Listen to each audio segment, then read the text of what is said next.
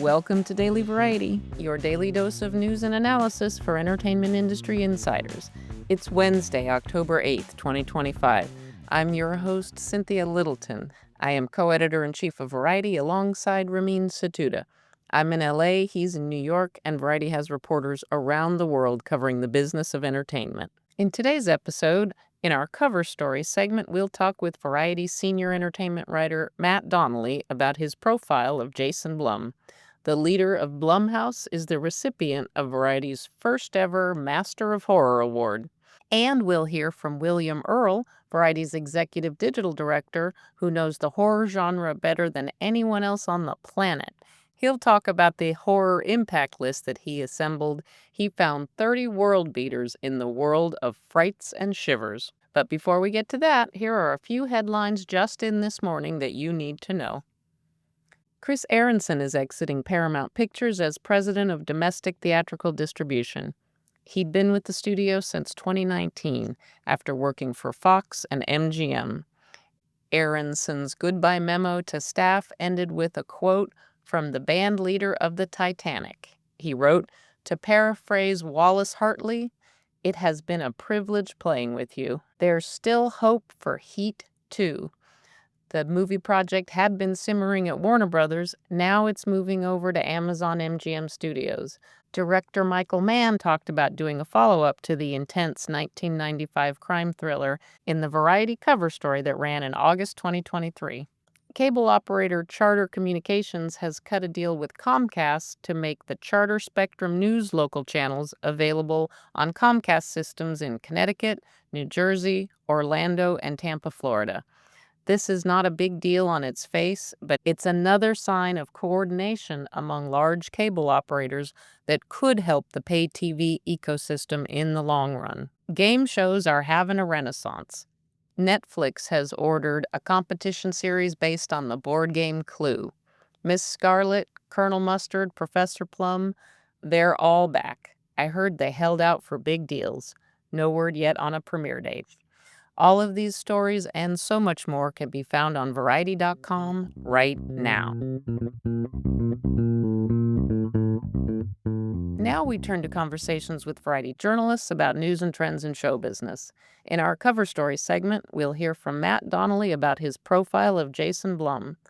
Matt sat down with the purveyor of Blumhouse after the company has logged a harder year than usual at the box office.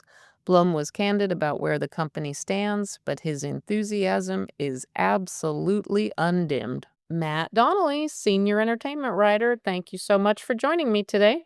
Thank you for having me. I'm excited to talk to you about the quality time that you spent with Jason Blum, the producer who graces our cover and is getting our first ever Horror Impact Award. It's impossible not to notice the impact that horror films and content in that genre is having across the media spectrum. And when we stepped back and think, okay, who has done more to move the horror genre forward, to keep it relevant and keep us always gasping and looking over our shoulders, it is Jason Blum and Blumhouse. Set the scene for us as you sat down. Jason has a multi-floor office complex in Koreatown, which is a very bustling neighborhood in central Los Angeles. It's not the typical place where Hollywood lays their hat. It's not Beverly Hills or Century City with its skyscrapers Yeah. or on a studio lot. And actually, as I was leaving for the day, CAA's managing partner, Richard Lovett, was coming in for lunch, and I was very impressed that he could command someone as big as Richard to come all the way to Koreatown for lunch in the middle of the day. But I will say it's an incredible food spot as well. Amazing, amazing food scene where Jason is.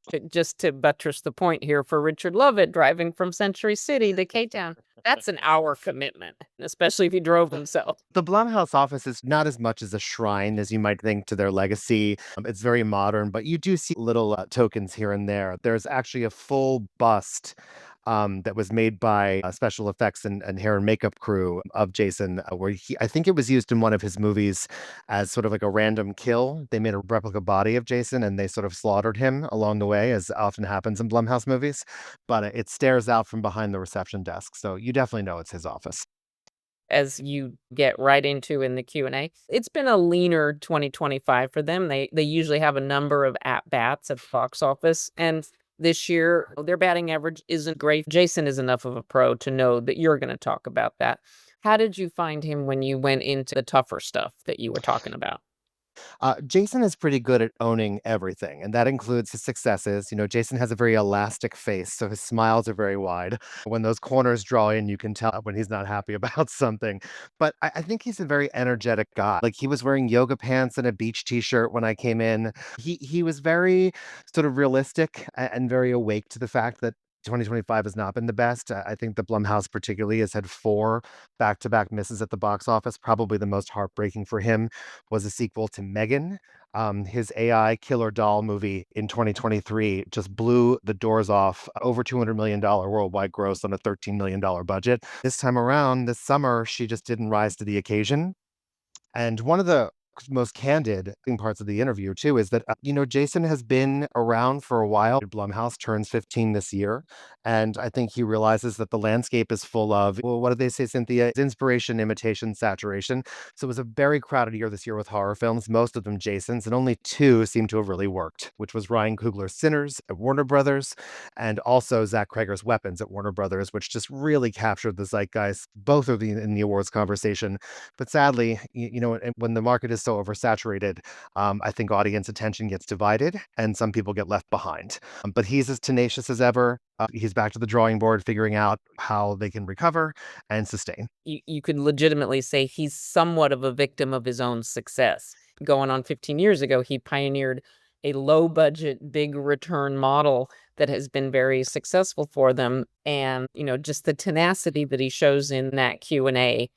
Sure, Megan 2.0 didn't work, but if anybody thinks that Megan is going to be gone forever, you do not know Jason Blum. And of course, we're giving him an award. And a few weeks after we announced ours, the Producers Guild of America decided that they were also going to recognize him. The other thing that really struck me is that Jason still finds a lot of joy in what he does. I think that in our town, success equates to more pressure, and it harkens back to Jason's philosophies about making movies. He keeps his budgets as small as possible to give his creatives as much freedom.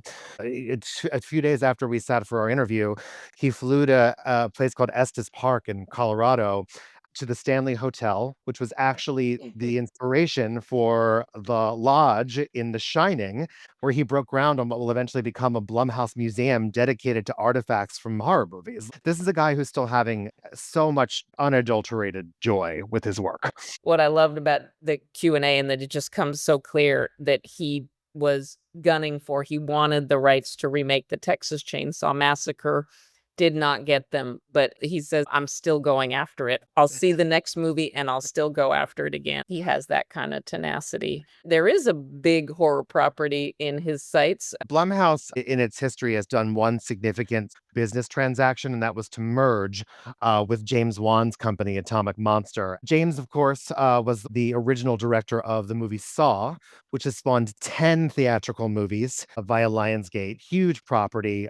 So now Blumhouse owns the Saw franchise. They're going to jump back into that world and bring us back more horrifying, try to stay alive, pot boiling games. He seems really, really excited by the prospect. Well, I'll be honest with you, Matt, that's probably not something I'm going to see, but I have not forgotten one of my favorite Blum productions was the 2015 documentary, How to Dance in Ohio.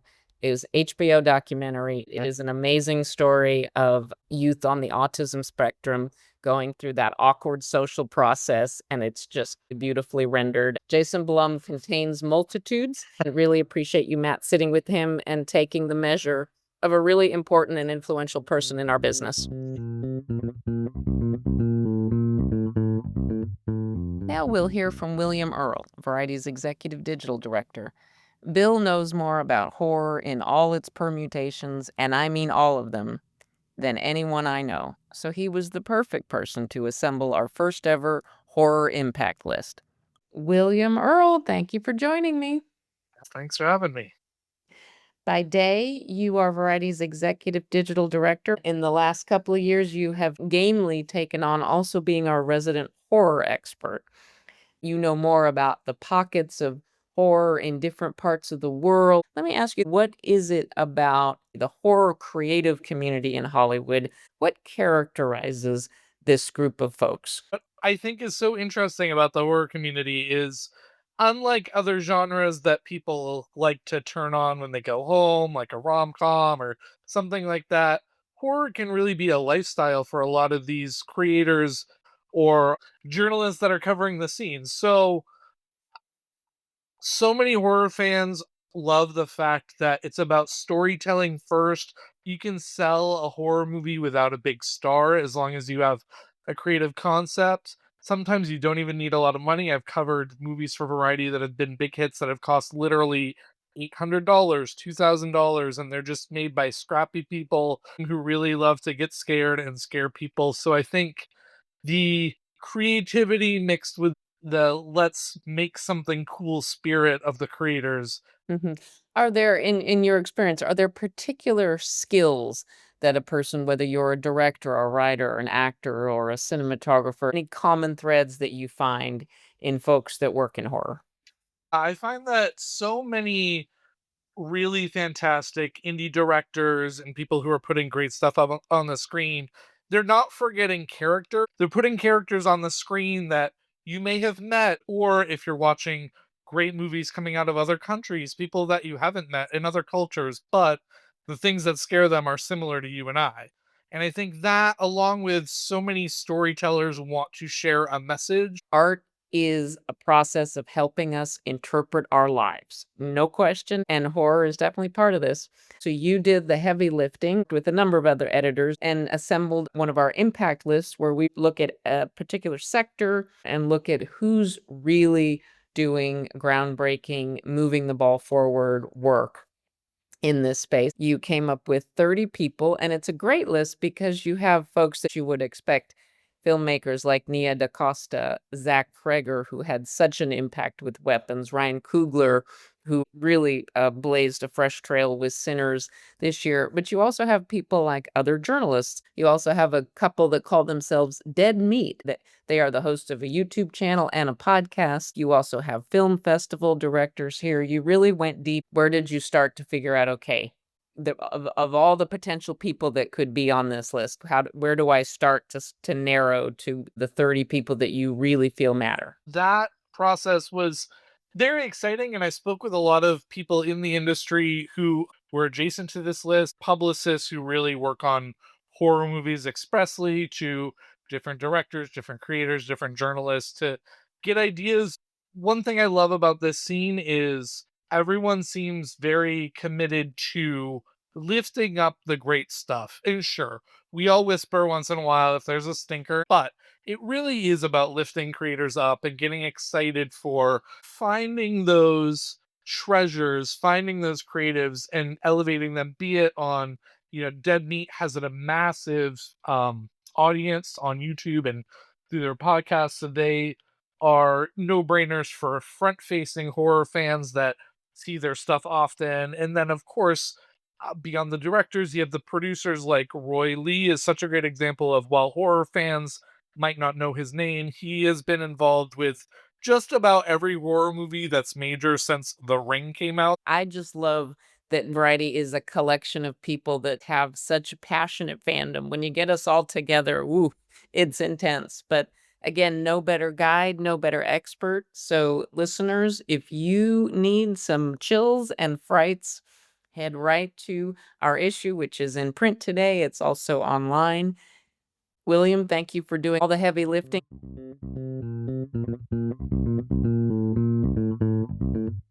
As we close out today's episode, here's a few things we're watching for. I Love LA, the new comedy series from Rachel Sennett, looks fun. The trailer is out today. The show premieres November 2nd. Variety is producing a digital daily today at the View conference in Torino, Italy. The event focuses on the state of the art in visual effects. And we're getting ready for our 10 Artisans to Watch list that will be released in connection with the Savannah Film Festival later this month. Before we go, congrats to Sally Habershaw. She's been tapped to head the distribution division of Media One. The division has moved from France to London. Habershaw previously headed sales for All3 Media International. Thanks for listening. This episode was written and reported by me, Cynthia Littleton, with contributions from Matt Donnelly and William Earl. Sticks, Nicks, Hick Picks. Please leave us a review at the podcast platform of your choice, and please tune in tomorrow for another episode of Daily Variety. Cynthia, what's your favorite scary movie? I saw both The Shining and A Clockwork Orange way too young, and I saw them both in South Pasadena, the dearly departed Rialto Theater. I had no idea what was coming. The first movie I ever snuck into was Scream when I was about 11 years old, and I got what I deserved because I didn't sleep for about a week.